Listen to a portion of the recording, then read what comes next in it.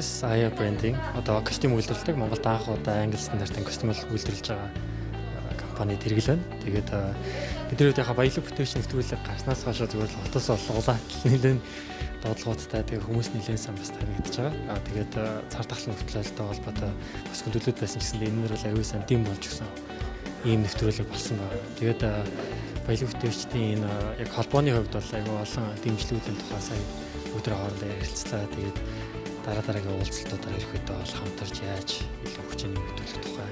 Тэгээд дээрэс нь одоо манайх костюм үйлдвэрлэдэг ба зарим телевиз үйлдвэрлэж байна. Тэгээд эдгээрийн одоо яг нийлсэн ийм дэлгүүрүүд ч юм уу те.